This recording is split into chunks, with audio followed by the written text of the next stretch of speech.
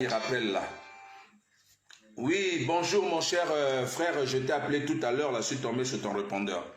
Ouais, j'étais en ligne avec madame. Ah, ok, d'accord. Alors, est-ce que, bon, je préfère que tu interviennes comme étant un anonyme, d'accord?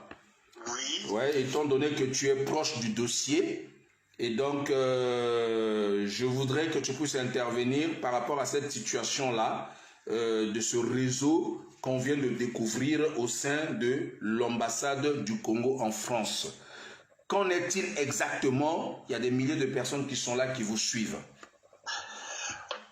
En fait, il y a eu un réseau qui a été démantelé par les enquêteurs de la sous-direction de la lutte contre l'immigration irrégulière à Paris. Donc, il y a un réseau de faux documents de voyage qui a été établi dans l'ambassade du Congo à Paris. Donc, on a mis la main sur un procès, mais l'enquête continue. Il s'appelle un certain monsieur Guy. Voilà, mais étant donné que d'autres aussi bénéficient de l'immunité un peu diplomatique, ça complique un peu. Mais voilà, ça ternit l'image du Congo parce que finalement, les gens ne sont pas sérieux, quoi. Voilà, quoi. Ouais. Et quelles sont tes impressions par rapport, parce que rappelle-toi qu'en 2013, hein, il y a eu aussi un réseau mafieux comme ça qui a été démantelé au niveau du ministère des Affaires étrangères à Brazzaville, qui octroyait des passeports diplomatiques moyennant des espèces sonnantes. Est-ce que c'est toujours dans le cadre toujours des passeports diplomatiques ou bien c'est d'autres documents? Qu'en est-il exactement? Mais c'est tous les documents, hein. Il y a eu plus de 800 documents, de faux documents qui ont été saisis par les policiers. Plus de 800 faux documents. Wow. Donc il y a des passeports diplomatiques, il y a des compatriotes qui déposent par exemple, qui font des demandes de visa, qui ont la nationalité française ou étrangère, qui font des demandes de visa, on leur fait croire que leur passeport a disparu, alors que ce réseau utilise ces passeports pour faire rentrer des gens clandestinement en Europe. Donc, voilà, il y a tout ça. Il y a tout ça, et ce qui fait que on a mis la main sur un, mais les autres, étant donné qu'ils bénéficient un peu d'immunité diplomatique, donc voilà, mais l'enquête continue. Mais ce qui est vrai, l'image de notre pays est salie. Voilà, l'image du Congo est ternie. Tout à fait. Le pays, ça devient un pays de mafieux, alors qu'au lieu de faire les choses selon les règles de l'art en bonne et due forme, les gens se sont lancés dans la mafia, dans les trafics des faux documents. Ouais. Donc même ce que tu as dit concernant les passeports diplomatiques, mais tout le monde n'a pas le droit d'obtenir un passeport diplomatique, c'est réservé aux diplomates et à leur famille. Tout à fait. Voilà. Mais au Congo, on remarque que tout et n'importe qui a un passeport diplomatique. Bon, au lieu que ça s'arrête seulement au Congo, mais ils ont ramené ce trafic jusqu'ici en France. Ouais. Voilà, notre ambassade est épinglée, notre pays, une fois de plus, est épinglé, mais on devient très mal vu. C'est pas normal. Et ça, je pense que ça peut être en complicité avec les autorités congolaises. Parce que jusqu'aujourd'hui, il n'y a pas eu un communiqué des autorités congolaises concernant cette affaire. Wow. L'ambassade du Congo aussi n'a même pas produit un communiqué. Rien du tout. Silence radio.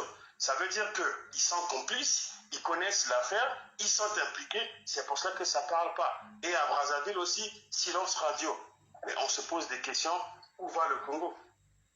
Avant que ça m'échappe là, je voulais... Donc tu es en train de nous dire que lorsque un compatriote congolais est de nationalité française et qu'il dépose son passeport français à l'ambassade du Congo pour obtenir un visa afin de se rendre à Brazzaville, passer les vacances ou un séjour, et donc le temps de l'attente là, les gens prennent son passeport et ils utilisent ça pour faire rentrer des gens en France avec le passeport français là.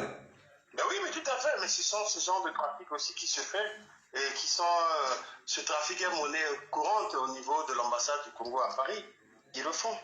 Voilà. Waouh. Vous entendez? Il y a eu même des gens, il y a eu des compatriotes qui ont la double nationalité, mais qui ont perdu leur passeport à l'ambassade.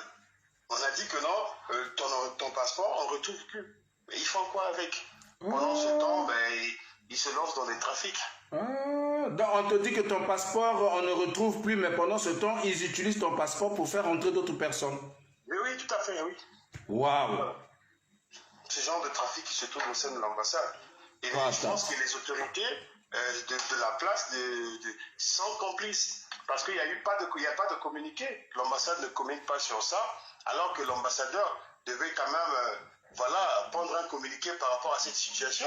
Oui, et même entamer une procédure en justice contre les concernés. Voilà, et même le ministère des Affaires étrangères, ou bien le ministère de la Coopération, Denis Christelle Sassou Nguesso, qui est le ministre de la Coopération, ils n'en parlent pas. Monsieur Jean-Claude Gakosso, qui est le ministre des Affaires étrangères, ils n'en parlent pas. Ça veut dire quelque part aussi, eux, ils sont complices. Voilà. Ils savent ce qui se passe, ils ne se prononcent pas. Et entre-temps, c'est l'image du pays qui est ternie au niveau international. C'est tous les Congolais aujourd'hui, qui sont plus aujourd'hui crédibles. On a perdu notre crédibilité. Vous voyez, mes chers amis, mes chers compatriotes, dans quel état se trouve notre nation, notre pays. Donc nous avons des irresponsables qui sont à la tête de notre nation, qui se comportent comme des véritables voyous. Vous venez vous-même d'entendre le témoignage de notre anonyme qui vient d'intervenir. Et donc mes chers amis, c'est regrettable. Moi je ne conseillerais jamais aux Congolais d'être dans le faux et usage de faux. Parce que ça s'appelle le faux.